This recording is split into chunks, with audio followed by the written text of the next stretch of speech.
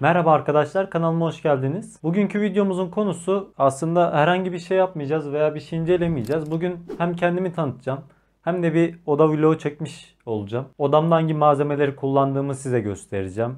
Veya odam ne kadar, neler var odamın içinde. Onları elimden geldiğince size göstereceğim, tanıtmaya çalışacağım. Videomuza geçmeden önce kanalıma abone olup videolarımı beğenirseniz çok sevinirim.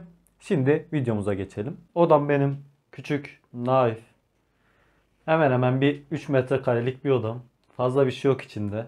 Gayet küçük bir odam var. Öncelikle kullandığım tripodu göstereyim size. Şu şekilde tripodum hemen hemen 1.80 civarında bir uzaması var. Model olarak şöyle göstereyim. Unomat PSV 303. İşimi görür düzeyde. Herhangi bir sıkıntı yaşamıyorum. En büyük yardımcım videolarımda bu kendisi olur. Beraber çok vakit geçiriyoruz. Yerde gördüğünüz minder odama biri geldiğinde oturması için. Odam küçük bir alan olduğu için koltuk falan bir şey koyamıyorum. En fazla bu şekilde bir şey yapabildim. Genelde orada benim eşyalarım oluyor. Şu an derli toplu olduğuna bakmayın. Ondan sonra şöyle göstereyim. Burada benim yatağım var. Günümün çoğunluğunu yatakta geçiriyorum. Ya film izliyorum ya bir telefonda bir şeylere bakıyorum. O şekilde. Burada kitap dolabı var. Bu kitap dolabının çoğu bana ait değil. Geneli kardeşlerimin. Şu şekilde içinde kitaplar falan var. Sadece şu alttaki iki raf bana ait. Orada da ıvır zıvırlarımı topluyorum genelde. Bunun üstünde bilgisayarın malzemeleri ve bu zamana kadar aldığım işte eşyaların kutuları var. Sıfır aldığım malzemelerin, daha doğrusu öyle söyleyeyim. Bu kısımda da her zamanki alışık olduğunuz işte videolarda da gördüğünüz bilgisayarım var. Bilgisayarda klavye olarak temizleme videosunda da görmüştünüz zaten. Rampage'in KBR91 modelini kullanıyorum. Mouse olarak incelemesini yapmıştık. Eğer izlemediyseniz inceleme videosunu izleyebilirsiniz. Bluedyne'in T70 modeli. Burada kulaklığım var. Kulaklığımda Monster'ın Gaming Headset modeli. Bunun da incelemesini yapmıştım. O videoya da ulaşabilirsiniz. Kanalımda mevcut. Ondan sonra iki tane monitör var. Biri Dell'in modeli, Dell'in U2410 modeliydi. Bayağıdır bende kendisi. Öbürü de AOK'un monitörü. Mousepad olarak Prena'nın Gaming Professional mousepad'ini kullanıyorum. Ondan sonra burada LME göz nuru kasam var. Eski bir kasaydı, siyah demode. Ben bunun yanını kestirip plexi cam kestirdim işte. Ondan sonra içini ışıklandırdım falan. Bayağı ışıklı bir şey oldu. Zaten videolarda da anlayabileceğiniz gibi ışıklı şeyleri çok seviyorum. Kasamın içinde RX 554 GB'lık ekran kartı var. İşlemci olarak i5 2400 işlemci kullanıyorum. 8 GB RAM var. 500 Watt'lık PSU var. Ondan sonra içinde 2 TB'lık HDD var. Onun haricinde geri kalan ışıklandırma zaten gördüğünüz gibi. Başka hiçbir şey yok. Telefonu elime alayım. Biraz yakından göstereyim. Biraz toz içinde, gene bir temizlik istiyor. Biraz da toplama istiyor tabii arka kablo kısmını. Ondan sonra şu aşağıda şöyle yakından göstereyim size. Bu benim ESP12 modülüm. Bununla odamdaki ışıkla bilgisayarı uzaktan açıp kapatmak için kullanıyorum. Odamdaki ışığı ve bilgisayarı telefondan Google Asistan'la uzaktan kontrol edebiliyorum. Işığı aç, ışığı kapat gibi. Şu an göstermek isterdim ama telefonla video çektiğim için bunu yapamıyorum. Elimde ikinci bir telefon olsaydı şu an size onu da gösterirdim ama yanlış hatırlamıyorsam ring light yapım videosunda çalıştığı aşamayı göstermiştim daha doğrusu. Telefondan komut vererek ışığı açıp kapatmıştım. O videoya bakarsanız orada görebilirsiniz sonlara doğru. Ekipman olarak ikinci bir tripod olarak kullandığım, geçen incelemesini yaptığım bu var. Bunu da çok sık kullanıyorum. Hatta son videolarımda hemen hemen bunu kullandım. Onun haricinde o da böyle mülayim 3 metrekare.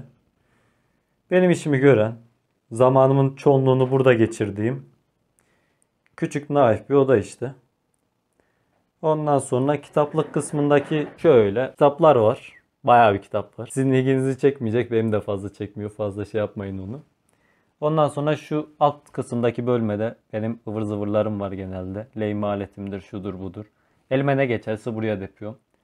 İkinci bir ıvır zıvırların olduğu kısım da burası. Şu kutunun içinde her bir şey bulabilirsiniz. Elektronik malzeme. Bu bir aralar Arduino üstünde yaptığım 8'e 8'lik kübümdü. Arada bir kullanıyorum işte. Onun haricinde başka bir şey yok. Yerde çerezlerim var. Ondan sonra el yapımı ring light'ım var. Şu an ışıkta fazla sıkıntı çekmediğim için kullanma gereği duymadım. Bu da benim malzeme kutum. Normalde mermi kutusu da. Ben bunu malzeme kutusu olarak yaptım. Şöyle içinde her türlü ırdavat, vida takımıdır, şudur budur her şey var. Bayağı bir şey sığdırdım içine. Ondan sonra burada benim güç kaynağı var. Bir kahvalık. Elektrik gittiğinde bazen işimi görüyor. Burada çok sık elektrik gittiği için acil bir işim olduğunda bağlıyorum direkt bilgisayarı veya telefonumu şarj edeceksem telefonumu. Gayet iş görüyor yani. Bilgisayarı 25-30 dakikalık gibi bir sürede çalıştırıyor. Eğer isterseniz bir gün testini yapabiliriz. Model olarak da Visco'nun Merkür 1 kahvalık güç kaynağı. İnternette araştırıp bulabilirsiniz büyük ihtimalle. Ondan sonra bu benim emektar koltuğum. Bildiğiniz ofis koltuğu. Fazla başka bir avantajı yok. Ama bayağıdır bende. Kendim bildim bileli bu koltuk bende. Bana iyi dayandı. Onu söyleyebilirim. Ondan sonra bilgisayar masamdaki raflara bir bakalım. Ne var? Burada eski kullandığım ekran kartı, RAM'ler. Bu benim harici hard disk'im. Burada lehim telim. Bu ufak şeyde makine yağı. Fanları yağlamak için videolarda görmüşsünüzdür. Şu işlemci macunu. Bu da işlemci macunu sürmek için aparat işte. Alt kısımda da başka bir şeyim yok. Bu alt kısımdaki de bu da benim diyet listem. Şöyle göstereyim. Hatta içini de açayım şu şekilde. Bayağı bir şey yiyorum. Geri kalan kısmı oturarak çekeyim. Odamda başka tanıtacağım bir şey kalmadı zaten. Masadan, yataktan, dolaptan oluşuyor. Kıyafet dolabım odama sığmadığı için onu başka bir odaya koydum. Koyacak yer yok çünkü 3 metrekare alan. Ne bekliyorsunuz başka? Onun haricinde diyet diyorduk en son. Diyete gitme sebebim oldukça zayıfım. 1.86 boyum var. Şu an 56 küsur kiloyum işte. 56 diyelim düz hesap. En son 56 idi çünkü. Kilo almak için gidiyorum diyetisyene. İdeal kiloma ulaşana kadar. İşte başladığımda 45.6 kiloydum. 2 ay geçti. Şu an 56 kiloyum işte. Öyle hesaplayın. Diyete başta alışmak biraz zordu. Hayatımı komple değiştirmem gerekiyordu çünkü. Normalde ben gece 3'te 4'te uyuyan insandım. Öğlen 1'de 2'de uyanıyordum genelde. Diyete başladıktan sonra geceleri en fazla 1'de yatıyorum. Tabii ödev falan olmazsa, üniversitedeki ödevler falan olmazsa. O da nadiren oluyor zaten. Onun haricinde sürekli bir de uyuyorum. Sabah da saat 8.30-9 gibi uyanıyorum. Programıma başlıyorum akşama kadar. Günlük yaptığım şeyler genelde bilgisayar başındayım. Bilgisayar başında olmadığım zaman yatağımda uzanıyorum, filmimi izliyorum. O da bilgisayarda oluyor genelde. Veya bilgisayar açmaya üşeniyorum. Telefonu elime alıyorum, telefonda izliyorum falan. Onun haricinde odamın tanıtması bu kadardı.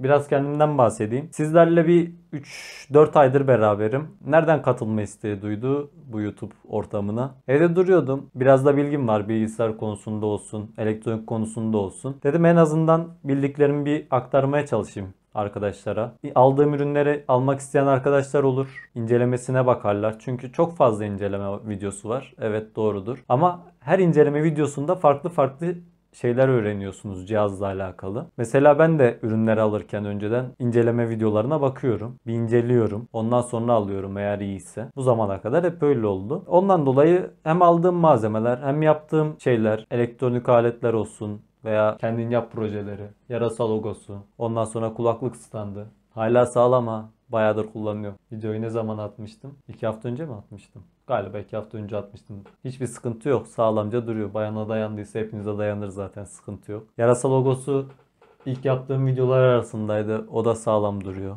Ring light deseniz o da sağlam.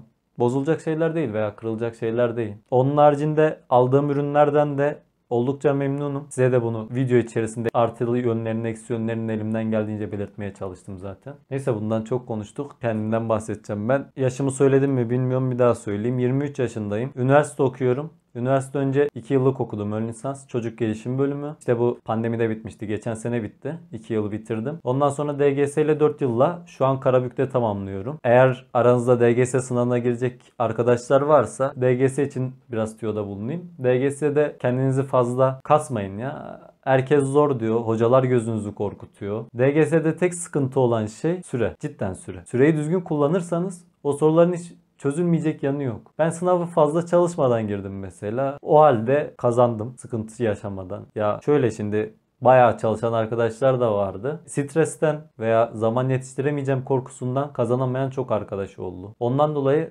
sınavda olabildiğince zamanınızı yetiştirmeye çalışırsanız sizin için gayet güzel olur. Olabildiğince fazla soru çözerek daha iyi yerlere gelebilirsiniz. Ben şu an Karabük'te 4 yıllık çocuk gelişim okuyorum. Gene çocuk gelişime tamamladım.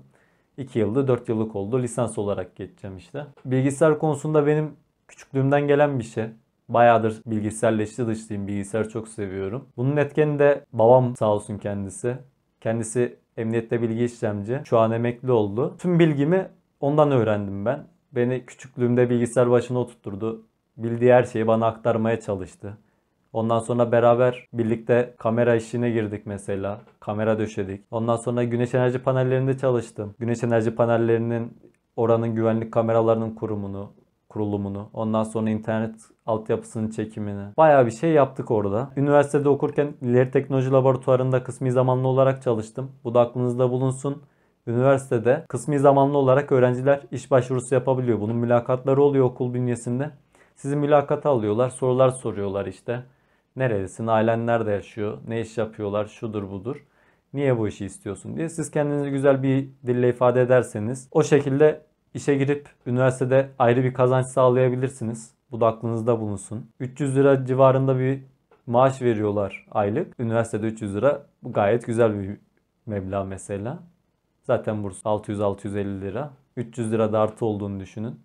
Gayet güzel bir meblağ. Onun haricinde gene elektrik, internet, kamera döşeme işlerinde üniversitede de devam ettim. Orada da boş olduğum vakitlerde çalışıyordum. Yani anlayacağınız elektrik konusunda, bilgisayar konusunda bayağı bir ilgim var. Üniversitedeyken de bazı şeyler yapıyordum odamda sıkıldığımda. Amfi yaptım mesela, araba amfilerini. Fazla gelişmiş bir şey değil ama bayağı bir güzel ses çıkartıyor. Bluetooth'lu falan yapmıştım. Ondan sonra ayarlı güç kaynağı falan yapmıştım. Bayağı bir şey yaptım da canım sıkıldıkça devre elemanlarını alıp işte kendim elimden geldiğince bir şeyler yapmaya çalışıyordum. Ondan sonra bu pandemi süreci girdi işte. Eve tıkıldık. Evde de Arduino ile uğraşmaya başladım bu sefer. Arduino ile kapı kilidi falan yapmaya başladım. Bu kartlı kapı kilit sistemlerini.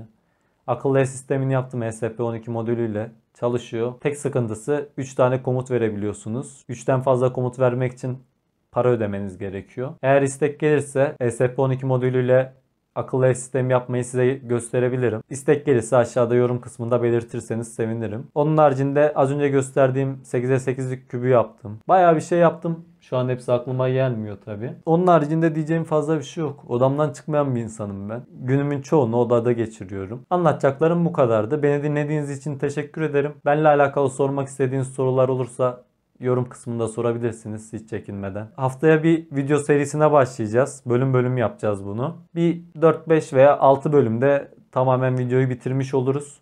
Ama güzel bir içerik olacağını düşünüyorum. Herkesin evde kendisi yapabileceği bir içerik olacak yani. Öyle malzemelerin bulunması zor olmayacak. Zaten malzemelerin linklerini de aşağıda yorum kısmında belirtirim. Olabildiğince az maliyette yapmaya çalışacağım bu projeyi. Önümüzdeki hafta proje elemanlarını aldığımda videonun giriş kısmını çekerim. Orada ne olduğunu görürsünüz. Takipte kalın o yüzden. Ve anında haberdar olmak için aşağıdaki zil simgesine basarak bildirimlerden anında haberdar olabilirsiniz video attığımda. Bu şekilde yeni projemizin konusunda ne olduğunu öğrenmiş olursunuz. Ama seveceğinizden eminim. Çoğu oyun sever sevecek hatta bundan eminim. Diyeceklerim bu kadardı. Tekrardan beni dinlediğiniz için teşekkür ederim. Kendinize iyi bakın. Görüşürüz.